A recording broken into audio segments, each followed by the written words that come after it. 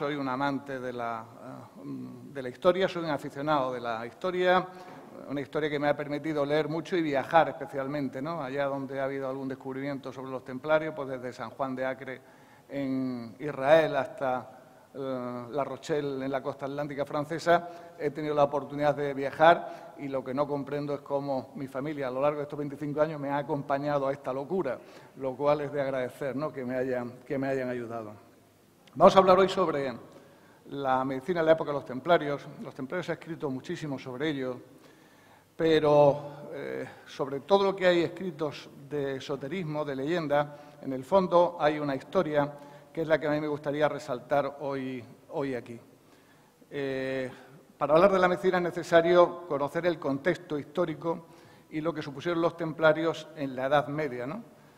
Hay un escritor francés, Louis Charpentier, que dice que el Temple era o ha sido la organización más idónea y más perfecta que ha conocido la humanidad.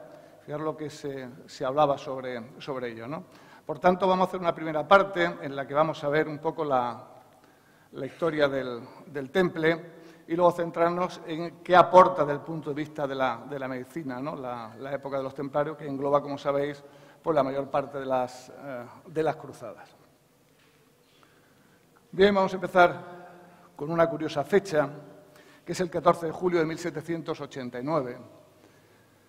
Es una fecha en la que cambia la historia de Europa especialmente, es la toma de la Bastilla, la Revolución Francesa, en la que aparecen los derechos cívicos, pero aparece un gran derramamiento de sangre y aparece, como siempre, muchas muertes, algunas bastante injustas.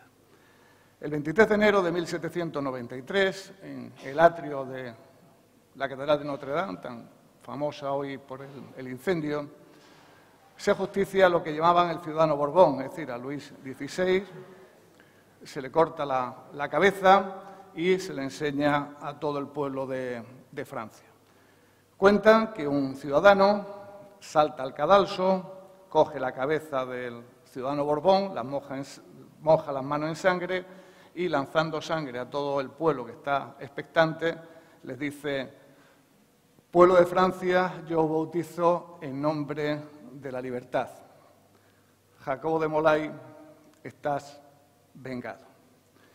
Yo creo que es este momento en el que los templarios salen de la leyenda salen de la historia para entrar en la leyenda. ¿Quién era Jacobo de Molay? Jacobo de Molay es el último gran maestre de la Orden de los Templarios, es el 23º gran maestre de la Orden de los Templarios. Es un borgoñón que fue quemado pues 479 años antes que le cortaran la cabeza a Luis XVI, fue quemado en un pequeño islote del Sena, en un islote llamado Islote de los Judíos. Y fue quemado por la persecución, la enorme persecución que le hicieron tanto el rey de Francia, especialmente el rey de Francia, Felipe IV el Hermoso, como el Papa Clemente V. Cuando está ardiendo, cuando se está quemando en la hoguera, lanza una tremenda maldición al Papa y al rey de Francia. Les dice: voy a morir, Dios sabe que injustamente, pronto llegará la desgracia para los que nos condenan, Dios vengará nuestra muerte. Y aún es más específico, les dice: a ti, Clemente, te veré ante los tribunales de Dios antes de 40 días, y a ti, Felipe, antes de que acabe el año. Y así es, 33 días después de la muerte de Jacobo de Molay, el Papa Clemente V muere en su castillo de Roquemur, en el Valle del Ródano. Meses más tarde, el rey Felipe IV, paseando con un caballo por sus jardines de Fontainebleau, cae, se da un golpe en la cabeza, entra en coma y muere el 29 de noviembre. Maldición cumplida o eficacia de los templarios a la hora de cumplir la amenaza de su gran maestre. ¿Casualidad o causalidad? Bien, la historia no queda aquí.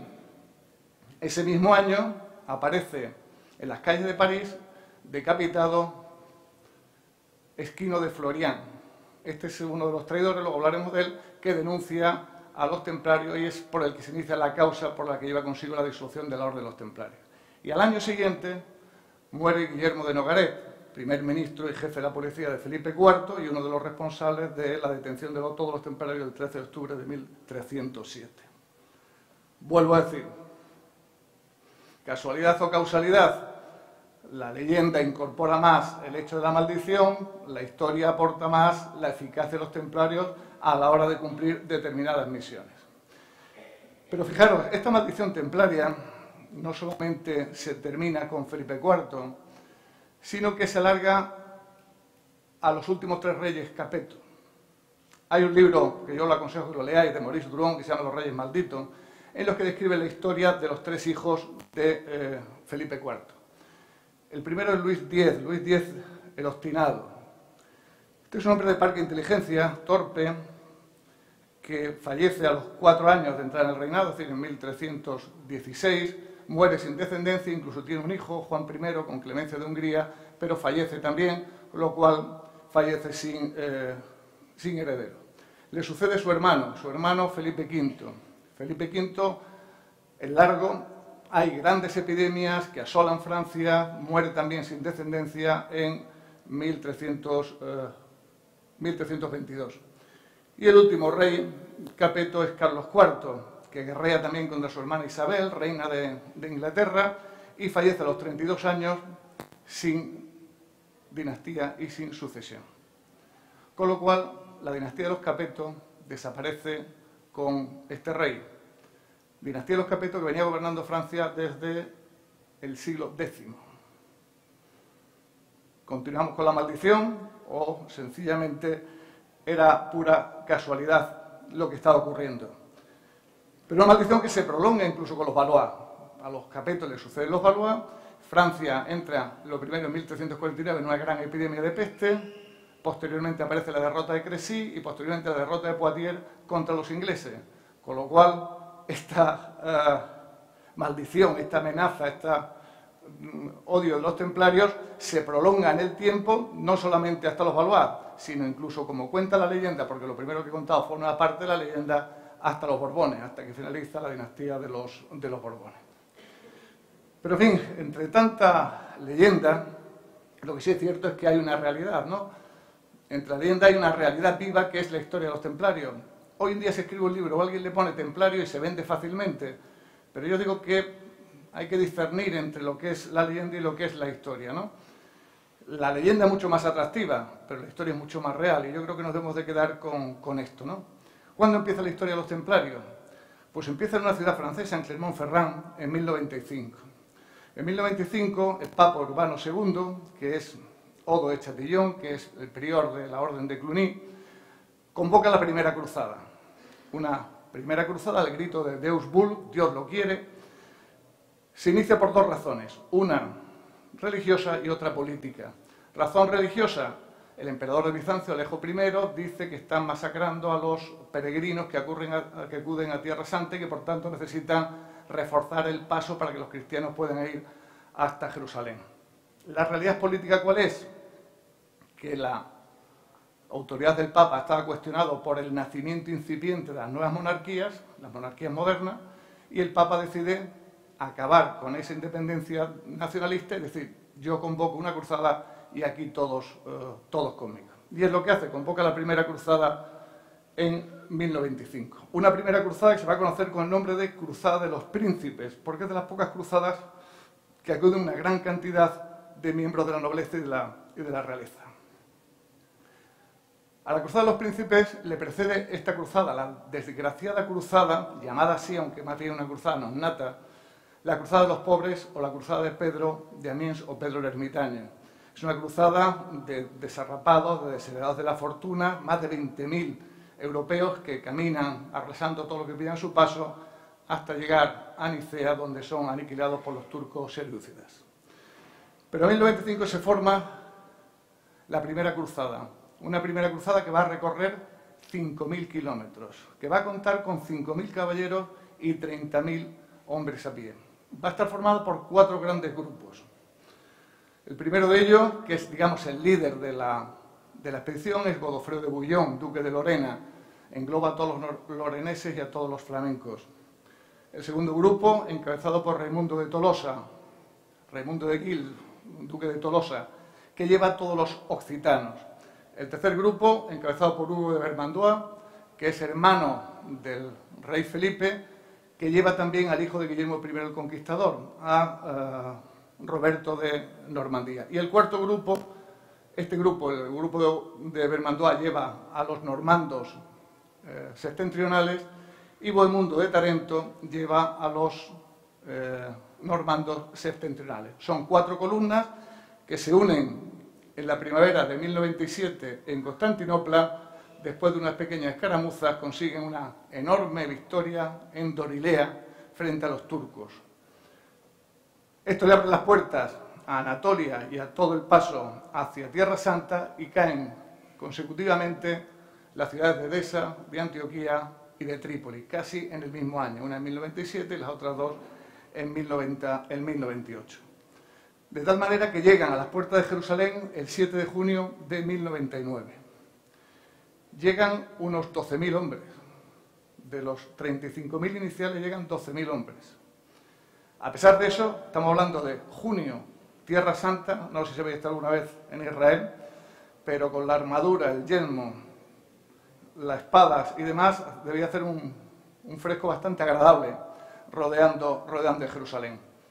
Rodean Jerusalén, asedian Jerusalén, hacen 3 o 4 intentos de asalto, es imposible conquistar la ciudad de Jerusalén, está bien amurallada, a pesar de que no se lo esperan. Hay cosas curiosas en el asedio a Jerusalén. Uno de ellos es que uno de los abades que van con la expedición dicen: vamos a hacer lo mismo que hizo Josué con Jericó, es decir, dar vueltas alrededor para que se caiga en la muralla.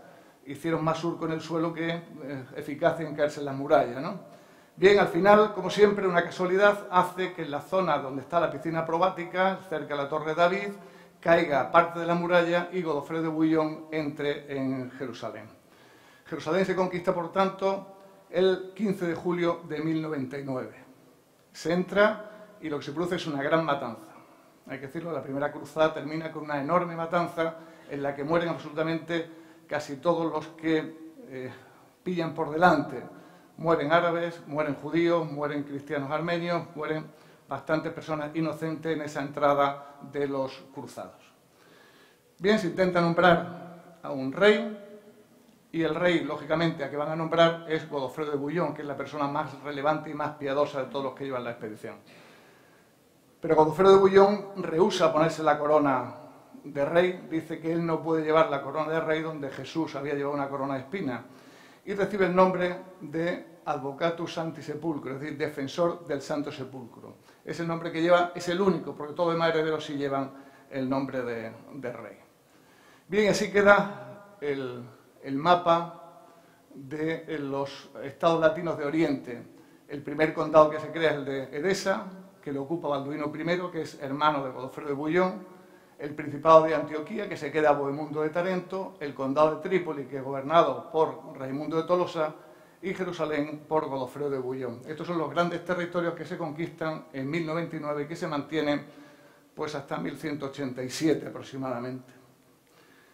Bien, Godofredo de Bouillon, hombre ya mayor, fallece al año siguiente, el 18 de julio de 1100, y le sucede Balduino I. Balduino I va a durar unos 18 años, falleciendo en 1118, y le sucede Balduino II, que es primo suyo, el duque de בור. Este es un hombre piadoso. Balduino II estaba casado con Morfia, una armenia, y es un hombre con una inteligencia bastante superior a la de su primo Balduino I, e intenta estructurar un poco la sociedad jerosolomitana. La sociedad jerosolomitana había visto cómo la ingente cantidad de caballeros y hombres y soldados e infantes que habían llegado habían ido desapareciendo poco a poco y se habían ido hacia Occidente, de tal manera que en esta fecha, en 1120, 1118, quedaban 140.000 latinos tan solo en Tierra Santa, de los cuales tan solo eran 500 caballeros y 3.000 soldados, los demás eran civiles, y se habían producido unas grandes escaramuzas y unos grandes asaltos a peregrinos desde la tierra de Jaffa hasta Jerusalén. Se habían producido bastantes asaltos y muertes a los peregrinos. Y aparece este personaje. Este personaje es Hugo de Payns. Hugo de Payns es señor de Montigny, es de una nobleza mediana, súbdito de Hugo de Champaña, y hay dos teorías. Guillermo de Tiro dice que aparece en la Primera Cruzada, pero Jacobo de Vitro dice que aparece en 1113 o 1118, acompañando a su tío protector. No sabes bien si Hugo de Campaña era su tío o bien era su señor, ¿no? El caso es que aparece, la primera relación que tenemos de Hugo de Payns es 1118.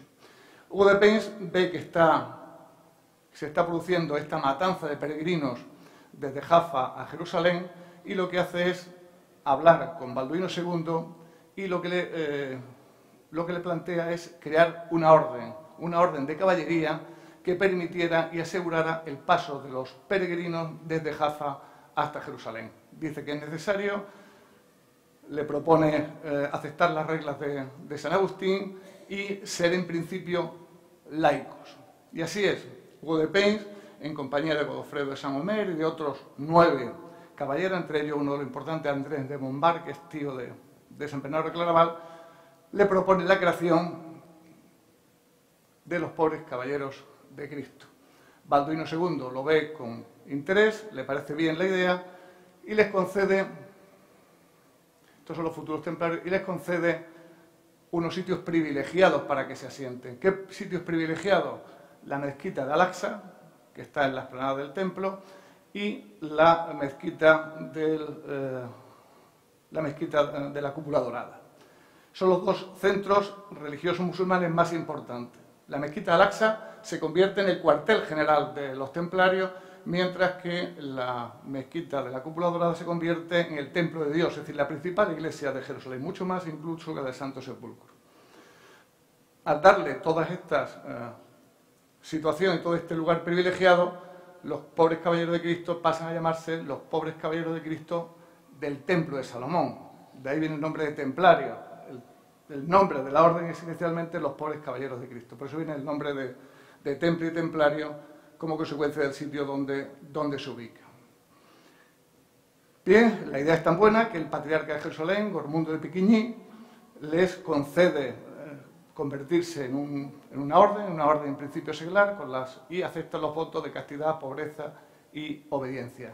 Se instalan en el templo, se dedican tanto a ayudar a los monjes del Santo Sepulcro como a vigilar los caminos.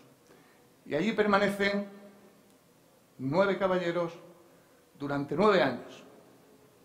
Fijaros que son números que alientan un poco el esoterismo, ¿no? Y alientan un poco la leyenda. ¿Qué hicieron los 9 caballeros templarios durante 9 años en el Templo de Salomón? Si el Arca de la Alianza, que si etcétera, etcétera, todas cuestiones de leyenda que luego aparecieron. Como digo, aparecen durante 9 años. En 1127, Hugo de Payns, junto con estos 5 caballeros, deciden hacer un viaje por Europa para dar a conocer la orden, para conseguir nuevos recursos económicos, para conseguir nuevos caballeros que se incorporen a esta orden, y especialmente la tercera misión que tenía, que es la más importante, es la de potenciar el carácter espiritual de la orden.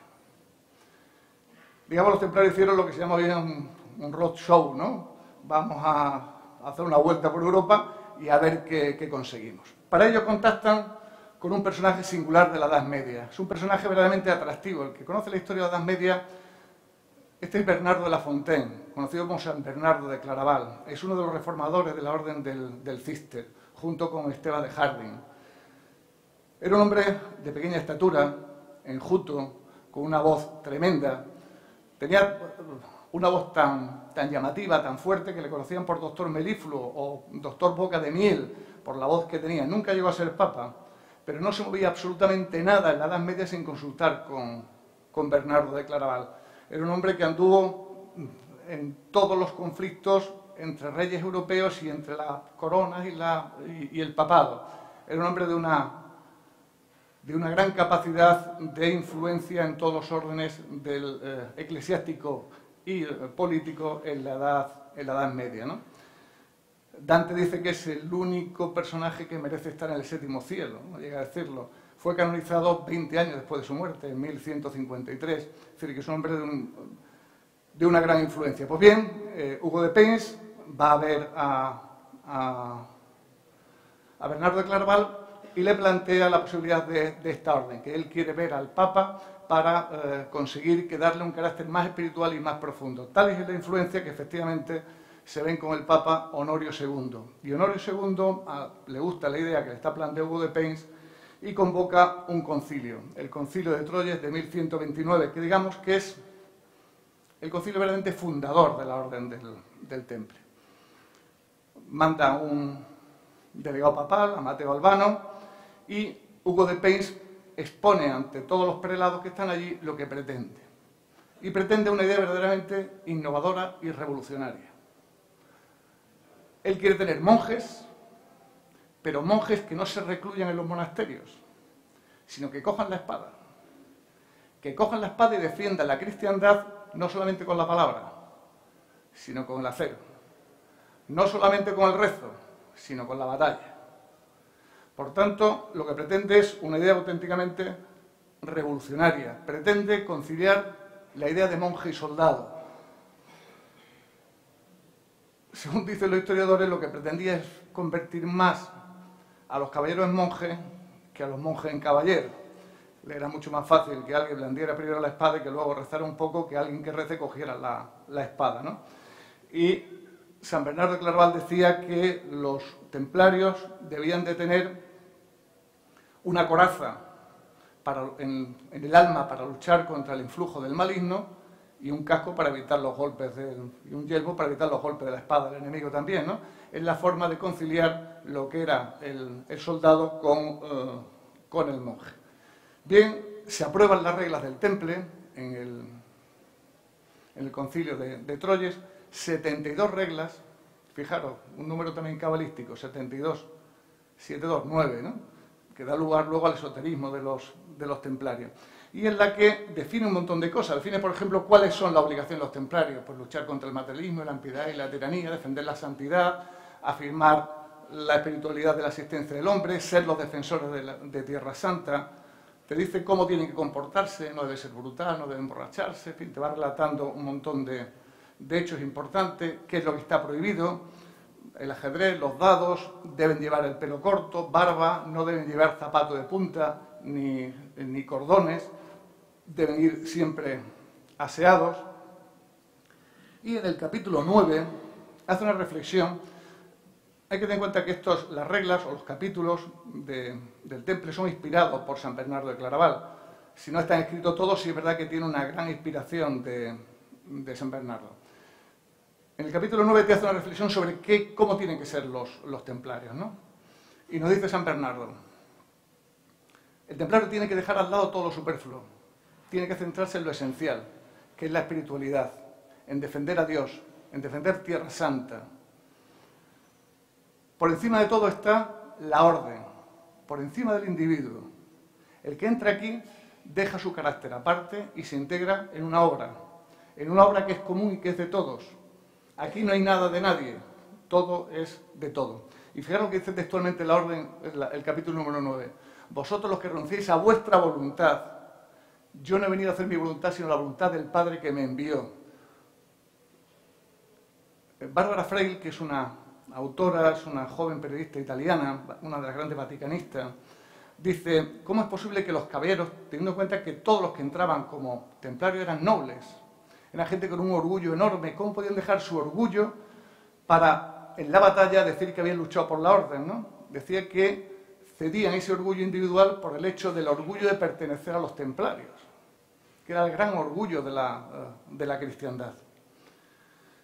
También en las reglas viene la jerarquía de los templarios, en los cuales destaca el senescal, que era el segundo a bordo, el mariscal, que era el jefe de batalla, el comendador de la tierra de Jerusalén, que era el que llevaba la Vera Cruz, el comendador de la ciudad de Jerusalén, que era el que aseguraba los territorios periféricos de Jerusalén para que los peregrinos pudieran venir.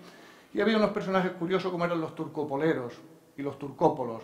Esta era una caballería ligera, hecha por cristianos nacidos ya en Jerusalén, bien dicho, nacidos ya en Tierra Santa, digamos, eran los indígenas del lugar que se incorporaban, no eran nobles, pero se incorporaban a la batalla.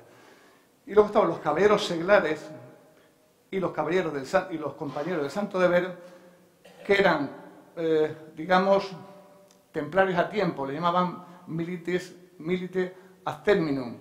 Se incorporaban durante algún tiempo y luego se salían. Ahí es donde estaban encuadrados normalmente los médicos del temple. También aparece en las reglas del temple el uniforme que debían de vestir. Y lo primero que aparece es el manto blanco. Sayo y manto blanco, como la orden del Cístex y signo de pureza. Y la primera cruz que aparece es la cruz patriarcal, no es la cruz templaria. La cruz templaria aparece posteriormente, en 1147, con Eugenio III, que le concede la cruz templaria y impide que los teutónicos lleven capa blanca. La deben llevar solo los templarios. En el capítulo 30 aparecen unos nuevos servidores que son los sirvientes, sirviente y sargento, que van vestidos de forma distinta, llevan un sayo pardo o negro, ¿no? Y por supuesto también viene la dotación que deben de tener los templarios, el casco, el yelmo, la espada, la lanza, y se detiene un poco en la espada, que incluso dice las medidas que debe tener y que debe ser roma en la punta y afilada en los bordes. ¿Por qué? Pues porque no se combatía, como vemos a veces en las películas, con la espada dándole espadazo a alguien. Se combatía con dos manos y dando golpes en la cabeza, en los brazos y en las piernas. Es algo que aterrorizaba a los sarracenos y a los turcos selúcidas. ¿Por qué? Porque casi lo descuartizaban de un mandoble. Y eso le impedía llegar a ver a las huríes en el cielo, cuando eran descuartizados, cuando le rompían un brazo, le cortaban la cabeza. Era una de las cosas temidas de los templarios. Una cosa importantísima del temple eran los símbolos. Eran las cosas más importantes. Banderas tenían dos. La bandera del temple típica, que era blanca, con la cruz ansada, cruz patada, o cruz paté, o cruz octogonal, y el bosán. El bosán era la bandera de guerra. El bosán era mitad negra y mitad blanca. Siempre estaba protegida, la llevaba un personaje llamado el gonfaloniero, y siempre estaba protegido por 20 o 30 caballeros. Era algo a lo que tenían verdadera fe y cuidado, ¿no? Era algo que no se podía dejar. Otro símbolo importante es el sigillum templi, el sello. El sello que es el que marcaba si algo efectivamente estaba hecho por los templarios. El sello típico es un caballo con dos caballeros encima. Este es el sigillum templi. Bien, ¿qué significa el sigillum templi? Bueno, hay muchísimas teorías. Los cabalísticos enseguida dicen 2 es un número cabalístico, otros dicen está montado en un caballo viene de cábala, también es, otros dicen soldado y monje, otros dicen el auxilio. Bueno, parece ser que los historiadores más acertados, que más conocimiento tienen los templarios, lo que trata de significar el caballo con los dos caballeros es la doble simbología que tiene el temple. El temple era lo material y lo espiritual, el soldado y el monje. Lo material encabezado por San Pedro y el Evangelio de San Mateo, que es el más duro, el de la espada, el que le corta la cabeza cuando van a detenerle en el huerto de Getsemaní a Jesús, y el Evangelio de San Juan, el espiritual por encima de todo. Luego, por tanto, son las dos posiciones, lo material y lo espiritual. Alain de Murger, que es un historiador francés, dice dos cosas muy interesantes sobre los templarios. Dice, son los primeros que implantan el uniforme en el combate. Antes se combatía pues cada uno con su ropa y cada uno con su sayo. Los templarios siempre iban vestidos de blanco con su cruz paté, cosa que aterrorizaba al enemigo, ¿no? Y en segundo lugar son los que consiguen el apego a la bandera y el apego a los símbolos. Y protegían la bandera como algo fundamental. Es a partir de ahí cuando la bandera se considera como un elemento importante en las batallas. Son los templarios los primeros que consideran la bandera como un signo de identidad y un signo propio que había que defenderla por encima de todo. Bien, crean 9 provincias templarias en Europa, más las provincias de Tierra Santa. Fijaros, otro número cabalístico, 9 provincias templarias, ¿no? Es curioso los datos. Bien, como hemos dicho, venía Hugo de Pence a hacer su roadshow y ¿qué es lo que ocurre o qué es lo que va a pasar después del roadshow? Pues se va a producir una gran expansión del temple. Y hay dos fechas fundamentales en esta gran expansión. Una, la de 1130. En 1130, Bernardo de Claraval escribe Elogio a la nueva milicia, que empieza con esta semblanza importante. Dice, como no puedo enristrar mi lanza contra la soberbia del enemigo, al menos hago blandir mi pluma. Y escribe lo que se considera la carta magna de la fundación de los templarios, ¿no? Dice, ha nacido una nueva caballería en la tierra de la Encarnación. Hemos conseguido una caballería independiente de los señores feudales y dependiente nada más que del Papa o del Patriarca de Jerusalén.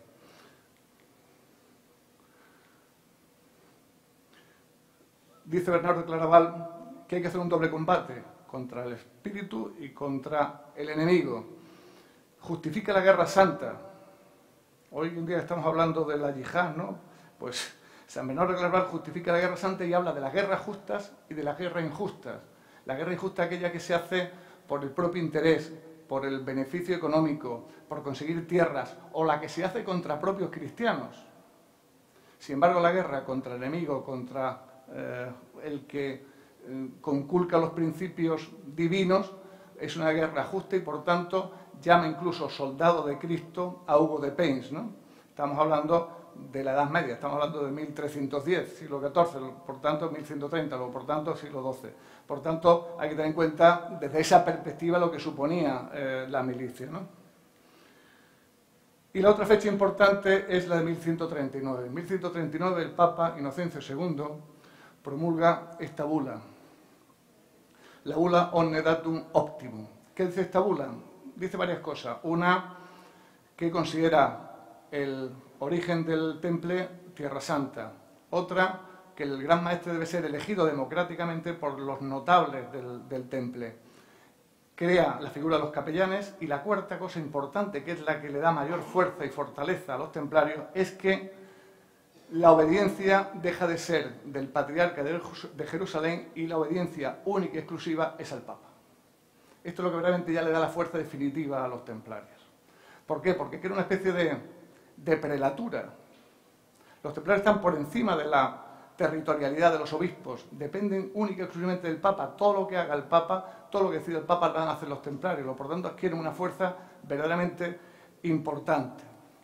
Tan importante que fijaros que en 50 años, desde su fundación, han pasado ya 50 años, de los 9 caballeros de Cristo, de pronto nos encontramos con más de 9.000 encomiendas en toda Europa. Nos encontramos con 3.000 caballeros y más de 50 castillos, tanto en Europa como en Tierra Santa. Nos encontramos que aparece una flota templaria impresionante. En Marsella y en Brindisi son casi puentes marítimos que se realizan para llevar a peregrinos y a nobles, a nuevos caballeros, desde Europa hasta Jerusalén. Y nos sorprenden con una flota y una escuadra importante en este precioso pueblo de La Rochelle, en Francia. La Rochelle está en la costa atlántica. Nadie se ha explicado muy bien el por qué los templarios, cuando su núcleo central de batalla era el Mediterráneo, era Israel, tenían esta flota y una de las mayores numerosas en La Rochelle. Hay teorías y teorías por historiadores que al final veremos que a mí me parecen bastante plausibles. Pero bueno, una de las cosas más importantes de los templarios es la fuerza económica que adquieren. Tienen una fuerza económica verdaderamente importantísima. ¿Cómo lo consiguen? Bien, lo primero que hacen es distribuir perfectamente su territorio y crean pequeñas unidades a las que llaman encomiendas. Las encomiendas son unidades administrativas tanto agrícolas como ganaderas. Varias encomiendas forman una bailía y varias bailías forman una provincia. Y lo que tienen que hacer es que esas encomiendas no solamente sean autosuficientes, sino que tienen que tener excedentes. Y esos excedentes tienen que ir a Tierra Santa para seguir manteniendo la batalla contra el enemigo. Lógicamente el sarraceno o el turco, ¿no? Por tanto, esa fuente económica que viene desde esa encomienda le da esa potencia. Luego, posteriormente, se alimenta ¿de qué? De donaciones.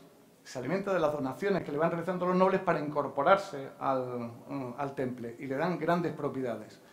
Tantas propiedades le dan que consiguen ser los primeros banqueros de Occidente. Los templarios inventan la banca moderna. Y como no pueden cobrar intereses, porque es usura y tan solo está permitido a los judíos, Lo que cobraban eran por gestiones. Es decir, cobraban interés cuando daban dinero, no solamente a individuos personales, sino incluso a estados, a reyes, y a darle dinero. Lo que hacen es cobrarle por gestiones. Me tienes que devolver tanto más lo que yo te he dado de gestión. No eran intereses, sino sencillamente era un trabajo aparte. Inventan el cheque de viaje. Cuando un noble quería ir a Tierra Santa, lo que hacía es entregar una cierta cantidad de dinero en Francia, fundamentalmente. A partir de ahí le daban un cheque, una especie de pergamino, en el que iba siendo atendido de encomienda en encomienda hasta que llegaba a Jerusalén. Se le daba absolutamente todo gratis. Es decir, lo que hoy estamos haciendo lo hacían ya los templarios. Fijaros las herencias que recibían los templarios y las donaciones que hacían, que en 1143 se produce un acontecimiento insólito en España. Muere Alfonso I el Batallador, que era un templario por excelencia, y hace la faena al temple y a toda España de otorgarle en herencia al temple el reino de Aragón. Se lo deja en herencia. Claro, los templarios dicen, ¿qué hacemos nosotros con esto, no? Tienen que interceder el Papa, tienen que interceder reyes vecinos, y al final los templarios, con esa capacidad de negociación que tenían, llegan a acuerdos, pero se quedan con una gran cantidad de tierras en Aragón, entre ellos el famoso castillo de Monzón, que todavía es propiedad de los templarios, que si no lo habéis visto es una auténtica maravilla, junto con el de Ponferrada y el de Jerez de los Caballeros, son tres bellezas poliorcéticas que tenemos todavía en España. Bien, pero como vemos, los templarios tienen en este momento un gran poder innovador en Occidente. Tanto poder innovador que fijar lo que dice Louis Charpentier de ellos, ¿no? Dice, antes lo he apuntado, tienen la organización más importante y más perfecta que ha existido en la humanidad, y te lo explica. Dice, tienen un agricultor que alimenta, tiene un artesano que hace la herramienta, tiene un comerciante que la distribuye, y tiene un guerrero que cuida de todos estos, pero que no tiene acceso a la propiedad, sino que tan solo los cuida, los protege y evita que se corrompa. Rafael Alarcón profundiza un poco más y dice, los templarios modernizaron Occidente, convirtieron a los siervos en sirvientes y a los nobles en caballeros. Indudablemente, la labor de los templarios es verdaderamente llamativa en Occidente. Consiguen la primera multinacional. La primera multinacional del mundo son los templarios. Está implantado desde Francia hasta Tierra Santa, con una influencia absoluta y con una capacidad de decisión tremenda en todas sus esferas. Esa es la importancia vital que tienen los templarios en toda la Edad Media. En combate, esto viene también en las reglas de San Bernardo, dice, la característica de esta orden es fundamentalmente disciplina y obediencia. Disciplina y obediencia que caracteriza ¿a qué? Al ejército y a la Iglesia.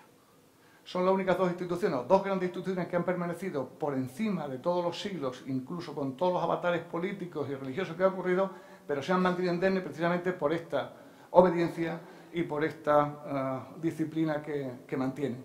Dice que no se deben poner el yelmo hasta que lo diga el gran maestre, que deben cabalgar siempre a sotavento para que no les dé el viento mientras cabalgan, en fin, de una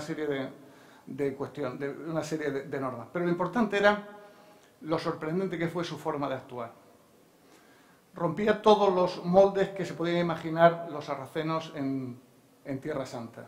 Acostumbrados a caballería ligera, los templarios actuaban en grupo, actuaban a tropel, actuaban en lo que llaman conruad. Era una especie de escuadrones de 25 caballeros, que 4 escuadrones formaban una batalla y 4 batallas formaban un ejército. Y entraban a tropel en las filas del enemigo, rompiendo las filas del enemigo en la mitad, dividiéndolo. Ten en cuenta que los templarios siempre combatieron en una inferioridad de condiciones enorme, pero enorme puede ser 80 caballeros frente a 2.000 o 3.000 sarracenos, y lo que era una cabalgada de una caballería pesada, con lanza en ristre, y una vez que habían hecho la primera carga, volvían con la espada, debía ser algo tremendo el pánico que producía en el mundo árabe.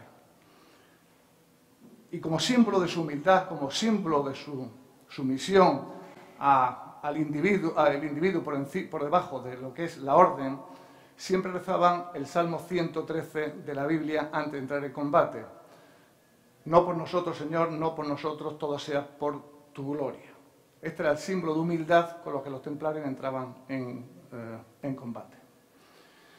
Y he dicho que la bandera era fundamental, la bandera del Bosán, que debía estar protegida por 20 o 25 caballeros, y es algo que nunca debía caer en manos del enemigo.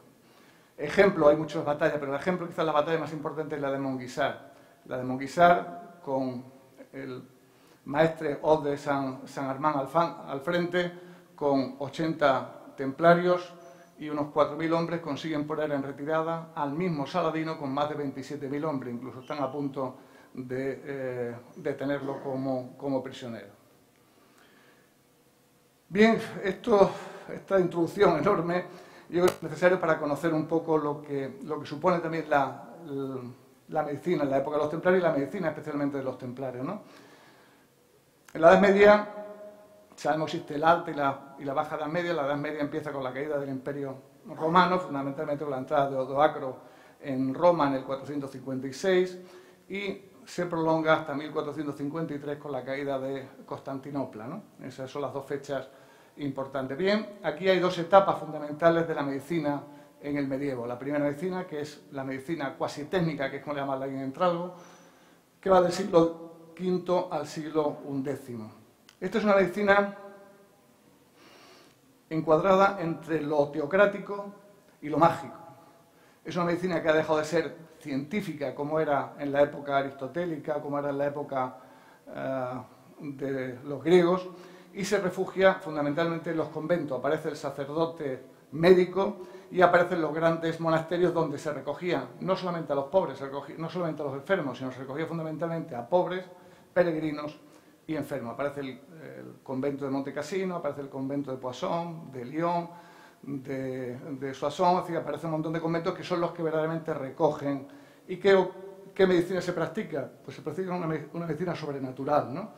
Aparece una auténtica pléyade de santos que curan determinadas cosas. Por ejemplo, San Corme y San Damián son los encargados del dolor. Sabéis que son los primeros que hacen un trasplante en la historia del mundo, y le trasplantan a un individuo, le trasplantan una pierna, no sé cómo, de un negro, porque aparece en toda la iconografía, parece que la pierna que le trasplanta es un negro. Pero bueno, es así. Se la trasplanta y aparece como los primeros que trasplantan. San Apolonio es el patrón del dolor de muela, San Valentín el de la epilepsia, San Cristóbal el del dolor de garganta. Es decir, cada tipo de dolor aparece un santo, ¿no? Como si fuera una medicación. Los reyes no quieren ser menos, y como en todos los reyes, todas las monarquías europeas tenían la misma leyenda, rey, por la gracia de Dios, dice, pues yo también curo. Y entonces hacían ostensiones de mano, imposiciones de mano a los pacientes, Clodoveo haciendo una imposición de mano a pacientes con escrófula, ¿no? Para curarles. Posiblemente se contagiaría él y poco curaría. Bien, la otra medicina es la mágica, ¿no? La mágica es la de la superchería, la de los emplastres, la de las plantas. Hay un personaje, Alejandro de Tralles, que decía que para curar el cólico nefrítico había que untar heces de lobo en el lomo del paciente que tenía un cólico nefrítico. Yo no sé si lo curaría, pero algo poca gente se podría acercar para cuidarlo, ¿no? a ese paciente. Bien, los monasterios, que han sido muy denostados en toda esta época por el hecho de mantener la medicina y hacer una medicina teocrática y no una medicina científica. Bueno, cierto es, pero no cabe duda que tiene dos elementos que podemos decir que aportaron a la sociedad medieval. Uno de ellos es conseguir al pobre o conseguir al individuo como alguien al que había que atender por encima de todo. Es decir, la valoración de la persona, ¿no? Como enfermo. Y otro hecho es que cuidaron y cultivaron todos los grandes escritos de los griegos. Se mantuvieron allí hasta el Renacimiento. El Renacimiento no tiene explicación ni sentido si no miramos la Edad Media y vemos cómo los conventos se tradujeron todos los escritos de griegos y romanos a las lenguas vernáculas. Bien, la segunda época es la más importante, es la que nos vamos a encontrar los templarios. La segunda época es del siglo XI al siglo XV. Una época ya en la que aparece el oficio de curar, en la que aparece ya un poco la especialización, se deja de la superchería, se deja de la teocracia, y por esta serie de razones. Por la autoexigencia, por el contagio con los árabes, que está mucho avanzado, por la racionalización y por la secularización. De hecho, en el Cuarto Concilio de Letrán, del Papa Inocencio III, prohíbe expresamente a los sacerdotes curar. Desaparecen los sacerdotes médicos y aparecen las escuelas laicas. ¿Cuál es la primera escuela, el primer hospital que aparece? El primer hospital que aparece en Tierra Santa es en 1100. Es Mauro, un hospitalario, el que hoy en día está en las ruinas abiertas, se pueden contemplar, es el primer hospital que se comparte tanto por hospitalarios como por templarios. Y aparecen las escuelas. Primera escuela es la escuela de Salerno, que es del siglo X. Una escuela de Salerno que en principio es meramente teórica, pero que en el siglo XI, gracias a la labor de un empresario, un comerciante llamado Constantino el Africano, que contacta con un médico llamado Alfano, viaja por países árabes y consigue una aportación importante a la medicina. La hace mucho más práctica, la hace no solamente teórica, sino asistencial, abriendo el famoso convento de Montecassino, que es la única sucesión que se mantiene de los antiguos conventos de los monjes de la época pasada. Bien, el siguiente personaje importante, la escuela importante, es la escuela de Montpellier. En la escuela de Montpellier aparece un cirujano francés que es Guy de Chauliac. Guy de Chauliac es un gran experto en la cirugía, especialmente en la traumatología. Incluso aporta hechos curiosos como las tracciones para determinadas fracturas, las luxaciones y demás. Bien, estamos hablando aquí de grandes cirujanos. Todos estos cirujanos seguían manteniendo la teoría del pus et bonum y laudabile. Estamos hablando de una medicina avanzada, pero que todavía mantenía ciertas limitaciones. Fijaros lo que decía Guy de Chauliac, y esto a los anestesiólogos nos lleva mucho al corazón. Decía: para que uno sea un gran cirujano debe ser letrado, experto, ingenioso y virtuoso. ¿Cuántos cirujanos tendríamos hoy en día con estas cualidades? Sería difícil, ¿no? Bueno, pues eso es lo que decía Guy de Chauliac.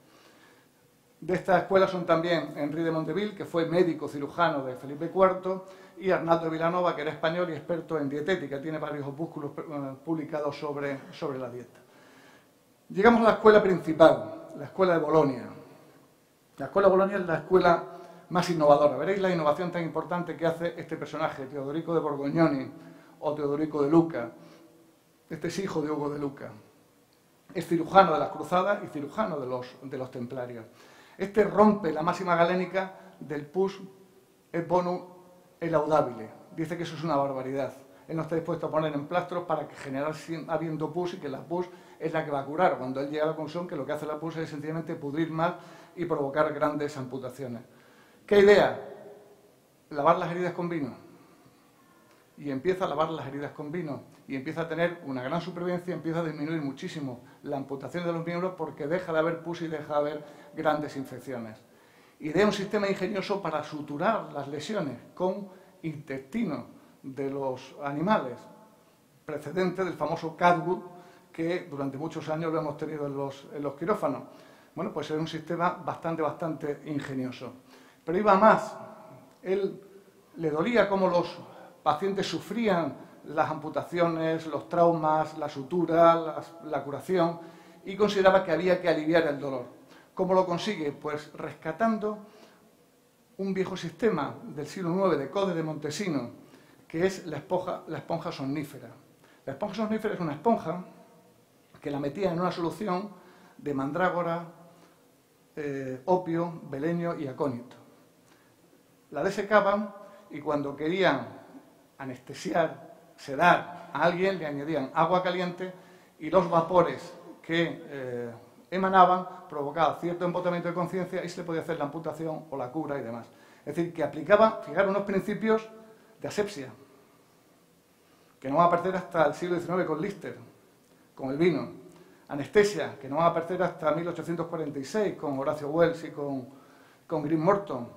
Está aplicando unos principios en pleno siglo XIII de una medicina muy avanzada, de una medicina verdaderamente avanzada.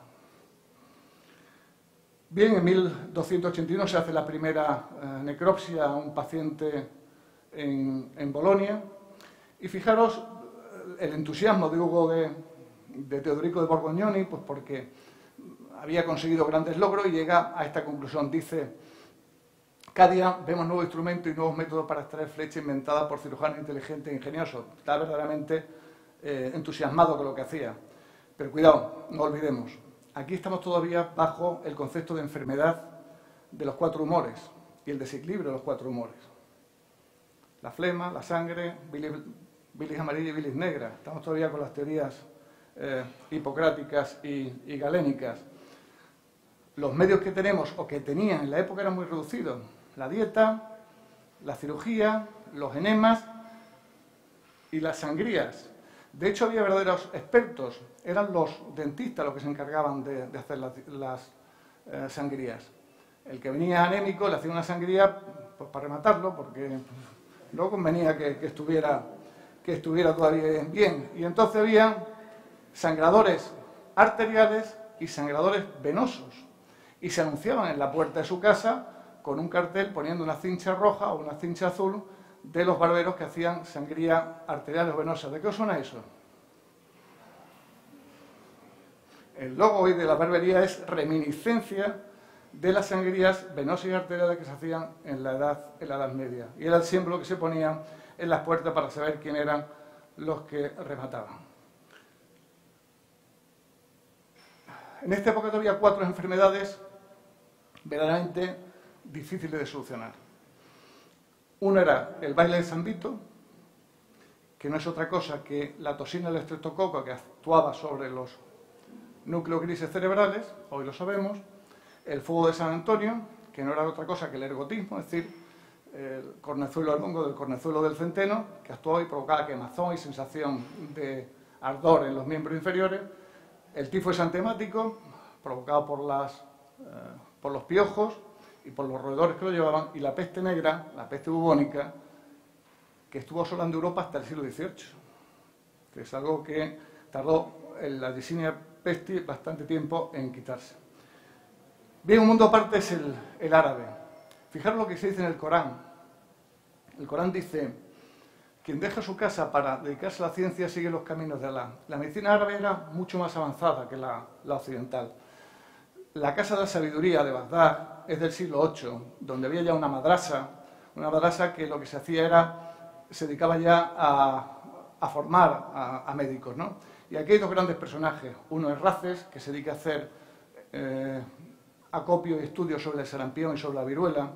Otro es Avicena, que es el culmen su canon es el culmen de la medicina medieval, donde se engloba y donde se coge gran parte de la sabiduría de la ciencia de todos los griegos. Y luego ya en el siglo XII y siglo XIII aparece la Córdoba como uno de los puntos más importantes de la ciencia médica. Y entre ellos aparece este personaje, Al-Bukasi, que escribe un libro sobre cirugía, llega a una conclusión, dice: hay 2 tipos de operaciones, las que curan y las que matan. Y fundamentalmente hay que hacer las que curan y evitar las que matan, ¿no? Llega a decir Al-Bukasi. Por supuesto, Averroes y Maimónides, ¿no? Son los grandes personajes del mundo árabe. Fijaros, me imagino que estaréis al tanto de que hoy en día hay una gran polémica sobre la epidemia de opioides, ¿no? En lo que está ocurriendo en Estados Unidos, si nos ha llegado a nosotros. Parece una cosa nueva, ¿no? Bueno, pues Hildegarda, Santa Hildegarda de von Bingen y el mundo árabe luchaban por el uso de la mandrágora. La mandrágora es una droga antropomórfica que alivia algo el dolor. Santa Hildegarda decía que era una droga del demonio y que por tanto no se podía utilizar, mientras que los árabes lo utilizaban como analgésico, ¿no? Fijaros que a Santa Juana de Arco, una de las razones por las que se le quema es porque en su corpiño llevaba mandrágora para evitar el sufrimiento del dolor que tenía por las heridas que le había infligido. Bien, los templarios, ¿qué medicina practicaban? Pues fijaros, llevaban hasta el límite máximo el concepto material espiritual. No solamente se dedicaban a la sanación física, sino también a la sanación espiritual. Por eso tuvieron un concepto bastante holístico de lo que era la sanación. De hecho, este concepto holístico hace una cosa llamativa que los últimos historiadores, y esto se publicó en el año 2016, llamó la atención la longevidad de los templarios. Los templarios, aquellos que no morían en combate, ya has dicho, murieron 13 de 23 grandes maestres en combate, tenían una edad media sobre los 70 años, cuando sus coetáneos estaban sobre los 40, 45 años. ¿Cuáles eran las razones? Indudablemente ese concepto holístico, pero había 3 razones que para mí son decisivas. La primera es la alimentación. Esto viene en las reglas de San Bernardo. Primero que te dice, solo se puede comer carne 3 veces a la semana para evitar corromper el cuerpo. Viene en la regla, es decir, ya sabían que la carne comiendo todos los días podía provocar determinadas enfermedades, como de hecho provocaban los nobles y los reyes, que era la gota, ¿no? Decía, los días que no se coma carne se pueden comer 3 platos. Y la alimentación debía estar basada en fruta, en pescado, en hortaliza y en aceite. ¿De qué os suena esa alimentación? La dieta mediterránea. La dieta mediterránea está escrita en las reglas de los templarios, de San Bernardo de Claraval. Te decían, hay que añadirle zumo de naranja al agua para aumentar, eso lo decimos después, ¿no?, su acción bactericida. Lo hacían, no sabían por qué, pero lo hacían. Le añadían pulpa de aloe al vino para aumentar sus funciones fungicidas también. Por tanto, la alimentación era fundamental y esencial para evitar la gran cantidad de enfermedades como era la gota, como era el colesterol o como era el diabetes, que era endémico en la Edad Media por la malísima alimentación que había. Otro de los puntos importantes era la limpieza. Imaginaos la Edad Media, pues los templarios le obligaban a lavarse las manos antes de comer, a lavarse las manos después de comer, a no restregarse el hábito en la boca para limpiarse la boca. El refectorio debía estar limpio. Y luego ya para el culmen de la sanidad, pues decía San Bernardo que la castidad es certeza del corazón y sanidad del cuerpo. Hoy día esto nos parece una barbaridad. Vamos a pensar que en la Edad Media las enfermedades venéreas eran moneda corriente, ¿no? Por tanto, esa castidad hace que mantuvieran muchos años de vida. Y el tercer elemento importante son los hospices. Son los centros de reclusión, los centros de atención que se dedicaban a los templarios, tanto a los mayores como a los heridos. En el capítulo 52 y 63 se dice expresamente en las reglas que hay que atender a los enfermos y a los ancianos y que hay que recuperar a los heridos. Los heridos se les atendía en primer lugar en la zona de combate y posteriormente, si no se podían recuperar, se mandaba a la retaguardia, se les mandaba a Europa, a Francia o a España, donde había sitios de sanación con ciertas corrientes telúricas. De hecho, hoy en España tenemos algunas reliquias todavía que luego lo veremos. Los templarios llevan un médico en combate. El médico iba como un elemento más, iba vestido de negro y agitaba una bandera templaria para que lo vieran los sirvientes y los ayudantes, de tal manera que cuando caía alguien en combate recogían a ese herido, lo llevaban a él, él lo atendía, si no lo podía atender en ese momento lo llevaba a retaguardia, a pequeños hospitales donde había médicos judíos y árabes con mayor conocimiento y eran los que sanaban. Si sanaban, volvía otra vez al combate, si no sanaban, lo evacuaban a Europa. La relación entre los templarios y el mundo musulmán es muy controvertida. Muy controvertida. De hecho, los turcos selúcidas y los sarracenos hablaban de los templarios como verdaderos animales, es decir, eran teocráticos, eran gente que le tenían verdadero pánico, eran los francos más temibles, ¿no?, los francos más temibles. Pero sin embargo los templarios, que vivieron 196 años, 196 años vivieron en Tierra Santa, sí tuvieron contacto con 2 sectas importantes del mundo islam. Uno con el sufismo. El sufismo es una corriente apócrifa que nace con el propio Islam y es, por utilizar un símil del cristianismo, es como el gnosticismo cristiano, ¿no? Es el espiritual, es el que va más allá, es el que se dedica al estudio, a la filosofía, al razonar. De hecho, el origen de la palabra sufí, dice que algunos vienen de safa, que es pureza, y algunos dicen que viene de al-sufa, que es el sofá, es decir, los que se sentaban a pensar y a razonar y a calibrar. Indudablemente, gran parte de ese sufismo se contagió a los templarios. Y otra gran parte fue el contacto que tuvieron con la secta del Viejo de la Montaña. El Viejo de la Montaña es el fundador de la orden de los Ashashan, es decir, de donde deriva la palabra asesino. Ashashan es fumador de hashí, que es lo que hacían a los que iban a asesinar a determinadas personas, le daban hachís, le enseñaban lo que era el paraíso donde iban a ir y se dedicaban a matar. Hay un libro de Amin Maalouf, que se llama Samarcanda, en que dice que no es esta la teoría la palabra asesino no viene de Ashashan, sino de Asusashan, que es los defensores de la fe. Pero bueno, siempre se ha dicho que venían de ese origen. Y de estos dos tomaron bastantes cosas, ¿no? Tomaron bastante ese concepto espiritual de la vida y esa sanación holística.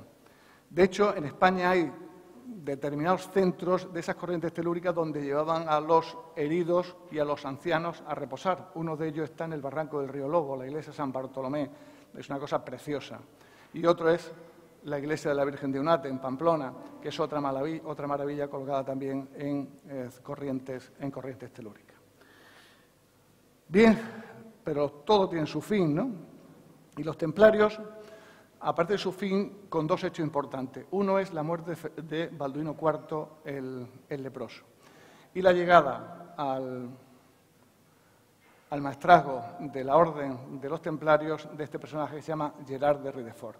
Son dos hechos singulares que se va a agravar con la sucesión de Balduino IV. Le sucede Guido de Lusignac, un personaje taimado, un personaje esquivo, un personaje sin voluntad, sin capacidad, casado con Sibila, hermana de Balduino IV, y que en una esperpento incluso la coronación, no espera que venga el patriarca, sino es la misma Sibila la que le pone la corona a Guido de Lusignac, indicando lo que se venía. ¿Y qué se venía?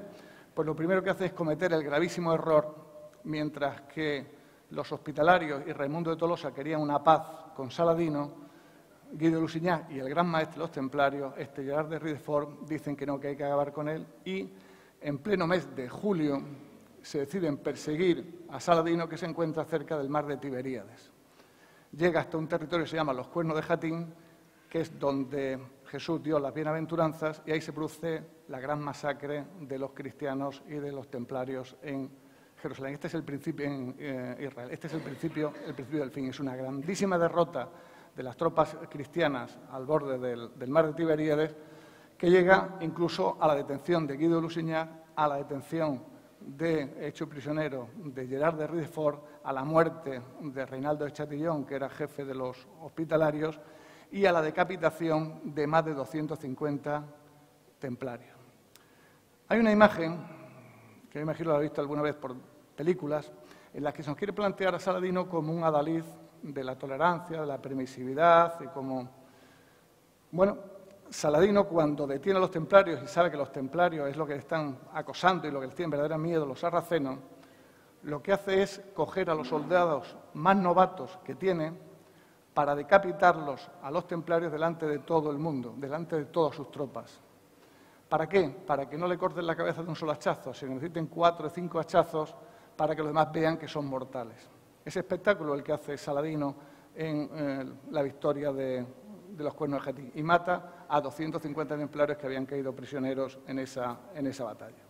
Bien, este es el principio del fin. A los 2 meses cae Jerusalén y empiezan a caer determinados territorios. El Craz de los Caballeros, esto es un castillo precioso que está en Siria, desafortunadamente hoy en día se puede visitar poco.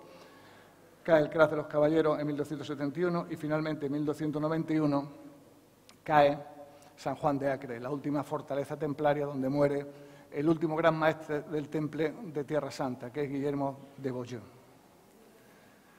Los templarios se marchan a Chipre, se refugian allí, pero tiene un gran inconveniente.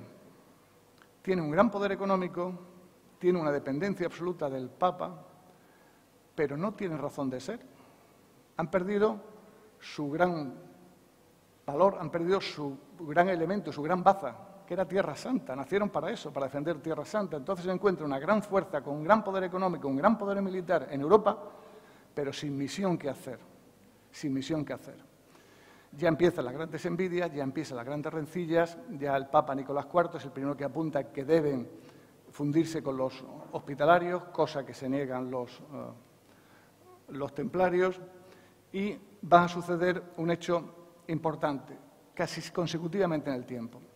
El primero es la llegada al trono a Felipe IV de Anjou, Felipe IV el Hermoso, que se introduce en 1285, es el heredero de la corona de Francia. De él dice el obispo de Pamiers, Bernard de Saisset, dice: no es un hombre ni un animal, es una estatua, por la frialdad con que le trataba, ¿no? Es un rey que no solamente hereda la corona, sino hereda una gran deuda de la corona francesa. Gran deuda que tenía precisamente con los templarios. De hecho, a principios del siglo XIV, hace una devaluación de la moneda y se le echan encima todos los ciudadanos de París, se tiene que refugiar en el Temple, expulsa a los judíos para quitarles sus propiedades y se encuentra con un grave problema, que es que no puede hacer absolutamente nada por sus guerras continuas con Eduardo I de Inglaterra y tiene esa deuda enorme que le agobia sin poder hacer nada. La otra fecha importante es la de 1293, en la que muere Thibaut Gaudin, que es el predecesor de Jacobo de Molay, y le sucede Jacobo de Molay, el último gran maestre templario. Bien, aquí tenemos el problema. El problema es que nos encontramos con una gran fuerza económica y una gran fuerza militar en Europa, sin una misión y con deudas que tienen absolutamente todas las monarquías europeas con ellos. Forma, pues hay que acabar, empezando por Felipe IV, hay que acabar con el Temple, pues porque es mi gran enemigo, ¿no? Es mi gran enemigo y la única forma que tengo de salir de esta ruina es acabando con ellos. ¿Qué es lo que hace? Pues idea dos cosas importantes. La primera, si obedecen al Papa, yo me tengo que quedar con un Papa mío. E impone en el cónclave de Perugia, impone a el obispo de Burdeos, Beltrán de Got, lo impone con el nombre de Clemente V. De hecho, este Papa nunca va a Roma. Se marcha en primer lugar a Poitiers y luego posteriormente a Aviñón en el famoso secuestro de Babilonia. Y el siguiente, que es: necesito a alguien que traicione a los templarios, necesito a alguien que me denuncie a los templarios. Y encuentra un personaje singular, delincuente, de Bessières, llamado Esquino de Florian, o Esquie Florian. Este es un personaje que ha sido templario, fue expulsado a los templarios y que los denuncia por sodomía, porque no realizan la Eucaristía, porque se dan besos en la boca cuando se toma posesión como templario y porque no permiten, escupen también y pisotean la cruz cuando entran en el Temple. Son las denuncias que se realizan y que Jacobo de Molay conoce, sabe e intenta ver al Papa.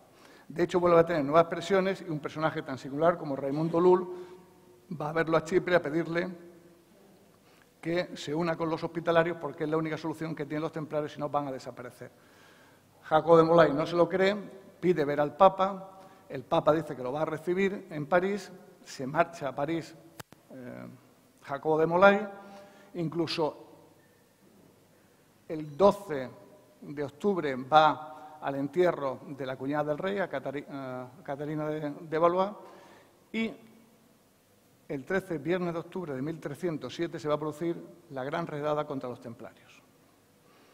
Felipe IV promulga un escrito a todos los jefes de policía de todas las provincias de Francia para que detengan ese mismo día a todos los templarios en todos los lugares de Francia. Los denuncia por determinados artículos y determinadas alegaciones que se han realizado a través de Esquino de Florian. Bien, se produce esta gran redada. Hay quien dice que la mala suerte del 13 viernes, porque es viernes, viene de esta fecha. Yo no me lo creo porque el 13 viernes es más una costumbre sajona que francesa. Pero bueno, se produce esa redada, se producen torturas y todo el mundo con la tortura pues mató a Kennedy y mató a quien haga falta, ¿no? Todo el mundo viene a reconocer que efectivamente todas las denuncias eran ciertas. A partir de aquí, el Papa, que se ve sorprendido y presionado por esto, promulga dos bulas. La primera es la Pastoralis Preeminentia, que lo que hace es obliga a todos los príncipes de Europa a detener a todos los templarios, y la segunda, Fácil Misericordia, que nombra una comisión para juzgar a todos los templarios. Felipe IV no le hace caso al Papa, sigue quemando a templarios y obliga al mismo a convocar el Concilio de Viens, en el que se va a juzgar definitivamente a los templarios, que finalmente, a través de la bula Vox in excelso y esta bula Ad Providam, va a provocar primero la disolución del Temple y segundo la entrega de todas sus propiedades a los hospitalarios.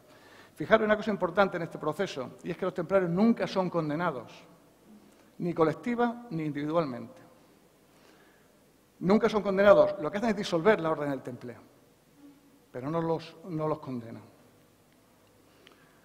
En el juicio contra Jacobo de Molay, que él mismo había declarado que tenían razón las denuncias, llega a decir esto finalmente: nos sentimos culpables, pero no de los delitos que se nos acusa, sino de nuestra cobardía por traicionar la orden para salvar nuestra vida. Y él, como hemos dicho, el 18 de marzo de 1314, en la isla de los judíos, la isleta de los judíos en el Sena, se quema a Jacobo de Molay en colaboración junto con Godofredo de Bonneville y Godofredo de Charny. Son quemados y muere el Temple después de 196 años de existencia y estos 23 grandes maestres. Bien, vamos a ver finalmente algunas incógnitas y con esto terminamos. Es decir, ¿cómo fue posible que una orden tan poderosa, tan fuerte, cayera de la noche a la mañana teniendo todas las herramientas, fuerza, ejército, dinero y demás? Indudablemente, el hecho de perder la confianza del Papa fue tremendo. Ellos confiaban en el Papa y el Papa les traicionó. Y, en segundo lugar, carecían ya de la fuerza necesaria para defender Tierra Santa. Luego, por tanto, se entregaron más bien confiando en que el Papa le iba a salvar de todos los conflictos. Evidentemente, se equivocaron. ¿Qué ocurrió en el resto de Europa? Pues, excepto en Francia, en los demás países apenas hubo muertes de templarios. En Escocia no se disolvió, en Portugal el rey Dioni creó la Orden de Cristo y los convirtió a todos, y en España pasaron sucesivamente a la Orden de Calatrava y a la Orden de Montesa. Los asesinatos y las muertes tan solo se produjo en Francia. La disolución de la Orden sí fue global. La disolución de la Orden sí fue general. ¿Qué hubo de verdad en las acusaciones? Bueno, una de las acusaciones principales que le hacían es que adoraban a alguien con cuernos y que lo venían tan solo los altos gerifaltes del Temple. ¿Qué es lo que adoraban? Se llamó Baphomet, o algunos llamaron Baphomet, y uno de los que declaró, Corán decía, es una imagen bafomética, hombre con cabeza de animal y cuernos. ¿Qué es lo que veían o qué es lo que adoraban? Bueno, los historiadores hoy, como Barbara Freil, como Jan Wilson, como Malcolm Barber, dice que lo que tenían los templarios era la sábana santa. De hecho, desde 1204 muy posiblemente la tuvieran en su poder, y que la tenían doblada 8 veces. Y lo que se veía, esta imagen es el negativo, lo que veían era esto. Si esto lo ponemos en una iglesia oscura, con unas velas al fondo metido en un retablo, lógicamente lo que están adorando es alguien con cuernos, si os fijáis. Es muy posiblemente esto lo que adoraban y que tan solo conocían algunas de las personalidades más importantes del Temple. ¿Hubo esoterismo en el Temple? Yo personalmente creo que no, pero indudablemente, como siempre, la casualidad produce cierta hilaridad, ¿no? Eran 9 caballeros fundadores, la génesis de la orden se gestó entre 1118 y 1127, que son 9 años, la regla del Temple son 72 artículos, 9, hay 9.000 encomiendas, son 9 provincias templarias, se le imputó 117 cargos, es decir, 9, y Molay fue quemado el 18 de marzo, 9 de 1314, 9. Yo creo que es pura casualidad, porque a la hora de buscar hechos, pues son singulares. Yo personalmente creo que es una realidad palpable y lo que se está buscando es algo extraño que indudablemente no sucedió. Bien, esto es una de las cosas más curiosas históricamente que se está discutiendo ahora mismo. ¿Por qué toda la iconografía de las carabelas de Colón tienen las cruces templarias? Si os fijáis, toda la iconografía aparece con eso, ¿no? Hay historiadores, del prestigio incluso de Ricardo de la Cierva, que dicen que tienen su explicación. Y su explicación está en la flota de La Rochelle. La Rochelle tenía, como he dicho antes, una flota templaria que muy posiblemente tenía misiones de investigar qué había más allá del Atlántico. Y posiblemente viajaran, conocieran, vieran o por referencia conocieran que había algo al otro lado del mar. De hecho, cuando se produce la detención de todos los templarios, a lo único que no se detienen es a la flota de La Rochelle. ¿Por qué? Porque huyen al Sagre, que es donde está otra de las escuelas cartográficas importantes de Europa. ¿Y qué hay en el Sagre? Colón, antes del viaje al Nuevo Mundo, visita la Academia Cartográfica del Sagre y muy posiblemente encuentra allí mapas, escritos, cartas de navegación que apuntaban que había algo más allá del mar. De hecho, hay un mapa, que es el famoso mapa de Piri Reis, que está en el Museo de Estambul, en el que aparece, si os fijáis aquí, aparece el contorno de la Antártida y Brasil, que normalmente no se descubre hasta muchísimos años después. Esto es real, o sea, el mapa de Piri Reis es real. Por tanto, hay quien dice, historiadores serios, que Colón, en agradecimiento a esa carta que ha visto en el Sagre procedente de los templarios, le puso la cruz paté a las tres carabelas. Bueno, y finalmente, ¿qué encontraron? ¿Algún tesoro en el Templo de Jerusalén? Vuelvo a la fantasía, que si el Arca de la Alianza, que si el Santo Grial, no encontraron nada. Yo creo que lo que buscaban era la propia sabiduría de Salomón, ¿no? Lo que buscaban era la sinarquía, es decir, el gobierno de las tres grandes religiones monoteístas, judía, musulmana y cristiana. A la luz de los tiempos estamos claros que no lo consiguieron y que se equivocaron, ¿no? Bueno, y finalmente he hablado de Bárbara Frey y quiero poner este documento que fue descubierto por ella en el 2001, que es el famoso documento de Chinon. Es un documento firmado por el Papa Clemente V con fecha 20 de agosto de 1308, es decir, menos de un año después de la detención de los templarios, en el que absuelve a la orden, en el que exonera a la orden de todas las acusaciones y dice que son falsas y tan solo sometidas, tan solo conseguidas por la tortura. Este documento, que está en el Vaticano, no vio la luz, quizás por la cobardía de Clemente V, por la presión de Felipe IV y, por tanto, no pudieron exonerar. Pero existe este documento y ha sido descubierto, como digo, en la década de los 2000. Y si visitáis Francia, París, veréis esta placa dedicada a Jacobo de Molay en el sitio donde fue quemado cerca de la iglesia de Notre Dame. Y por mi parte nada más. Muchísimas gracias.